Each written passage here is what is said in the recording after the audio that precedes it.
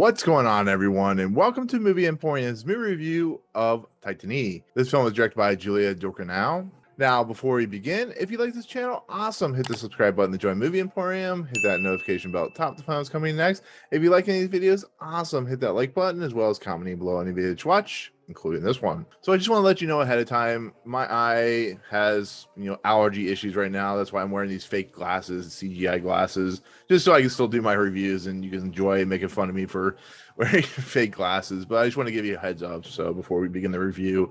But Titane, or titanium in English, is a Palme d'Or winner. It's the second film from Julia Docournau, who of course did Raw, which is considered one of the great horror films of the last 10 years. I have not seen it. I will get to it eventually, but I have not seen it. And it's a complicated film to talk about because it's basically about a woman named Alexia, who's played by Agathe Rousselle in this movie. She, at a younger age, was in a car crash. She almost died, but she had a titanium plate put in the side of her head. We flash forward to the future, to the present, where we have Agathe Rousselle playing the character, and she is in love with cars. I guess you could say she loves cars. She loves the vroom, vroom, vroom nature of cars and stuff like that. And we see it as well as an early age. And she also loves murdering people. So this is very much a Julia Docournau concept, I guess, because I guess we're always had the same kind of theory with the whole eating people, I guess, and so on and so forth. But in essence, what ends up happening is she kills a bunch of people at a party, and one of the people escapes, and she's now under warrant for arrest for the murder of several individuals. And so she goes into hiding, she breaks her nose, and she is mistaken for a firefighter who's played by Vincent Lindon, 10-year-old missing son. So in the process of everything that's happening, she kind of goes into hiding at a fire station. One of the firefighters doesn't believe that it's his son. And she's also pregnant. The pregnancy, I won't spoil what exactly is going on, but let's say it's very, very weird. Because this is a body horror film, this is basically this year's Possessor in a lot of ways, where it's so weird, so bonkers, and so strange that the things that are happening to Agathe Rousselle's Alexia character are not normal. Not normal at all. And this is going to be an interesting review because going into a film like Titane, I knew nothing really about it. Like I said, I have not seen Raw. That's one of those films I need to see because I like body horror films. It's a film that is not going to be for everyone, on the simple fact that body horror is a very specific type of horror film that really goes into some really meta, really strange and odd territory that not a lot of horror films are willing to go. Yes, you have your Halloweens and your Paranormal Activities, but body horror is something of like a drug that is used to make you kind of almost trip in a lot of ways. And the things that happen in body horror films are very unique and very expressive and very strange and weird. And the concoctions that come out of these directors' minds are somewhat of some of the most creative things you'll ever see. But they can make people squeamish, they can make people uncomfortable, and this film is no different. Film that won, like I said, won the Palme d'Or Palme d'Or award. And it's strange to see because when it comes to the Palme d'Or, it's one of the most important awards given out on the film festival circuit, but it's never given to a film that is what is considered a truly critical film. It's usually given to a film that is a director's dream type film. It's a film that a lot of passionate Hollywood filmmakers truly just get on board with. Either they like the last film the director did, or they just feel like they have a lot of passion for this film and what it's trying to do, so they just give it that award.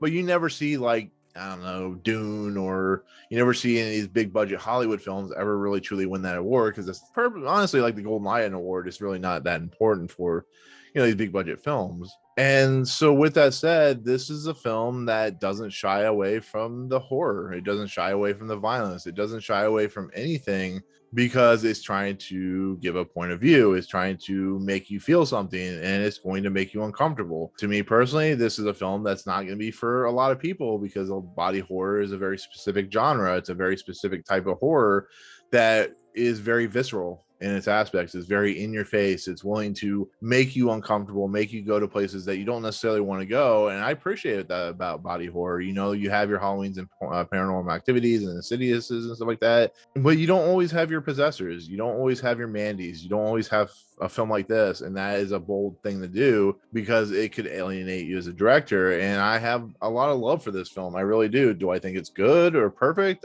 Good, yes. Perfect, no, because it does take the body horror to some really kind of stupid places, in my honest opinion. There's some things that are in here I was like really confused by. I'm not even gonna do any explains. If you really want to see this movie, I think you should see it like going in, blinded and stuff like that. Just kind of go in without watching anything. But it's a film that really takes the material and just kind of goes with it. And I appreciate it. This film is bold, is daring, it's really insane in what it's trying to do. And that is thanks to the performance of Agathe Rousselle, who is in her first role. She was a runway model. She has never done anything like this before. And not only does it show in kind of the rawness of her performance, but she has to do a lot of intense stuff in this movie. There is some stuff that she has to do on a visceral level that would make most actors in Hollywood squirm. It's just a very hard thing to perform, and she does it in spades. It's one of my favorite performances of the year, just in how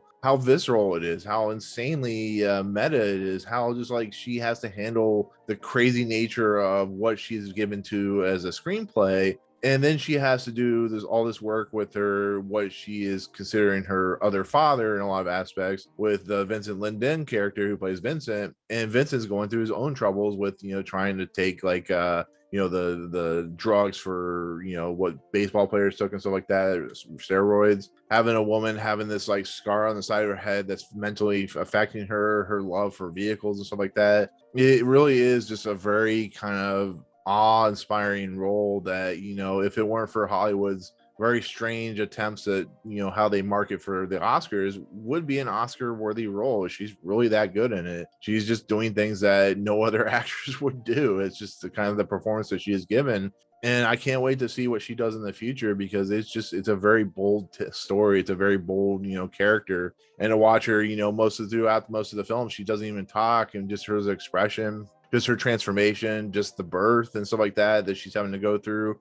It's pretty crazy, but pretty awesome. I give it a lot of credit. I have to watch Raw. Like I said, as far as Julia Docournau's filmography, this is a bold film to make, and it really does some really interesting stuff. Now, with that said, there's some stuff that deals with cars that is a little too visceral for my taste, a little too out there for my take. It feels like it's trying a little too hard to be way in the body horror category instead of being something kind of really interesting, intriguing, and it goes to places that I wasn't really on board with, which I'm not squeamish or anything, and there are parts in this movie that did make me a little squeamish, but it's just a film that has a lot of strange meta commentary about things, and about, like I said, about how vehicles are very sexual in nature and stuff like that. And I'm like, I get it, I get what you're going for, but it just wasn't for me, that's all. But otherwise, it still is a powerful movie in a lot of aspects.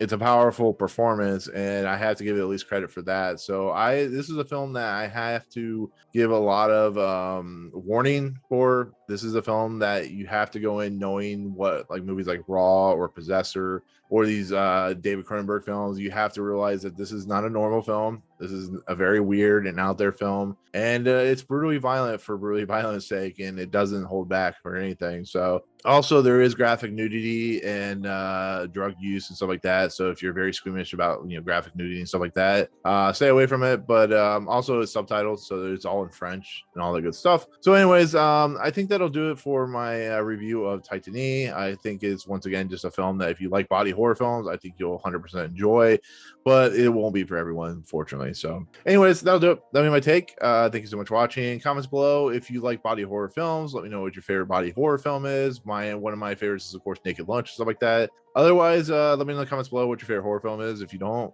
So anyways, if you like what you see on this channel, hit the subscribe button to join Movie Emporium. Hit that notification bell at the top to find out what's coming next. If you like any of these videos, awesome, hit that like button, and we'll see you guys on the next review. Peace out.